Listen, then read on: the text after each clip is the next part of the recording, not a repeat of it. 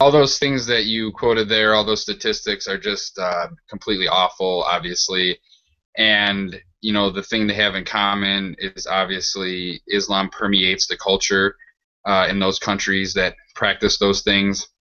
And so I think it's very much cultural, but you definitely cannot step away and separate the culture from the religion, because Islam is the culture, and Islam definitely condones a lot of those things. And even if there were more moderate people or more sensible people who normally would speak out against these things, they might feel compelled to, because of the culture they live in, support these things, or at least keep silent on them, whether they might risk their own safety, or because they just don't have the courage to speak out against it or disagree.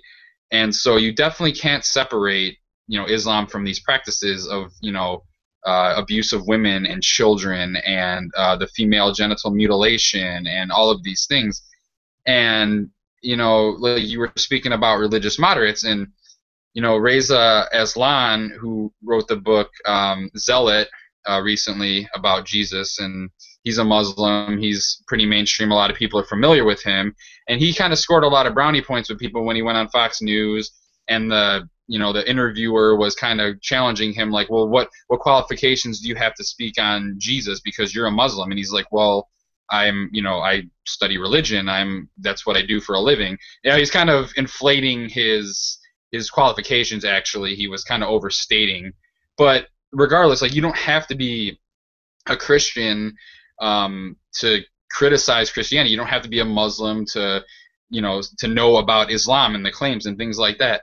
But then, more recently, he's tried like distancing Islam from like female genital mutilation, saying like, oh, well, that's an African thing. It's a cultural thing. It doesn't have anything to do with Islam.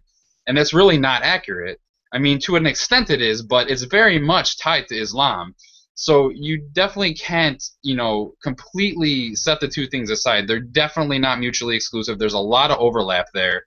And then also specifically to him, he also recently commented about how, like Bill Maher and Sam Harris, he's claiming that they're not qualified to speak on religion because they don't hold degrees in religion specifically, which is just ridiculous because, again, you don't need to hold, you don't have to be an expert in religion to be able to criticize it.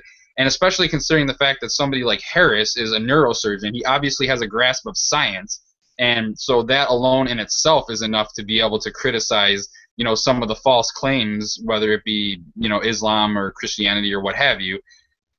So basically, he's an example of somebody who's a moderate who, like you say, is propping up the extremists by trying to make excuses for his religion and trying to distance it from things that it really is involved with. I think what it boils down to, and this isn't unique to Islam or Muslims, but basically the inability to separate themselves from what they believe in. When you criticize their beliefs or their religion, they take it as a personal attack.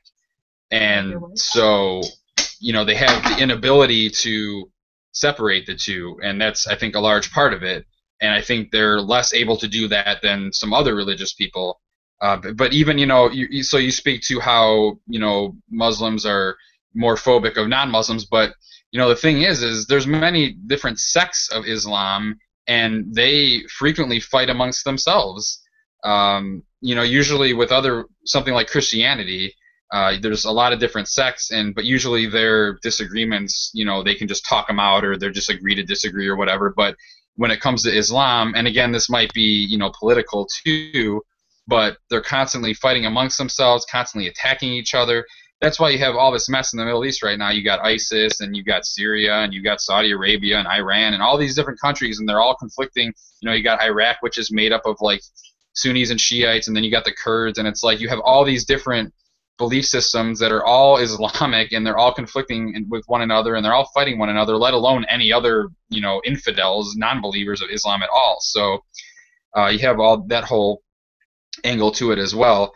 And earlier you had mentioned something about the Jonah and the whale story, and it's like, I don't think there is any Jew or any Christian anywhere that would advocate for harming or killing somebody who didn't believe in that story. And yet Iran recently, like within the last week or two, actually executed a man, not for being not a Muslim, not for being a Christian, but literally just for casting doubt on a story that claims that a fish swallowed a man and he lived in there for 3 days.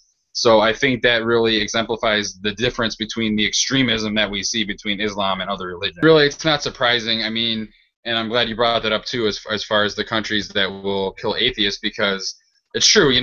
Muslims are equal opportunity, offenders. They'll anybody that's not a Muslim, or even if they're not a specific sect of Islam, they'll go after. And this has been the case over and over again. There was that woman Maryam Ibrahim in Sudan who was a Christian woman, and they were trying to sentence her to death, but only because of public global outcry they ended up releasing her. There was a guy in Nigeria by the name of Mubarak who Godless Mom actually spearheaded a campaign to get the word out about him because his family put him in a mental hospital for being an atheist in a very much Muslim country, and so his life and his well-being were in jeopardy there. So yeah, there's no doubt about it that Islam and the culture of Islam and its intolerance of non-Muslims is very much far and away way worse than anything else that any other religion out there, not even comparable. So let's just get that out there first of all. It's definitely the worst. But that being said, at the same time, like you guys were talking about, I often get this defense of, hey, at least we're not Muslims, from Christians saying like, oh, why don't you go worry about them over there? They're doing all this stuff, they're killing people. All we're doing is trying to legislate the Bible into law in the United States. Why are you worried about that? We're not killing anybody. And basically, the behavior of the adherents of a specific religion has no correlation to the veracity of the claims of the religion, is the way that I like to put it. So, it doesn't matter that Muslims are far more likely to be violent than somebody of another religion. The simple fact is that their beliefs are equally false and equally up for criticism. So while I absolutely condemn the actions of extremist Muslims far and away more than, Christians or anybody else, for the most part, in general, for sure, that doesn't mean that Christianity is any more true. And so, I definitely just had to comment on that. And basically, we don't pick on Christians. It's just a matter of the fact that we tend to know more about that religion because we were raised with it for the most part. And we live in a country where that affects us daily.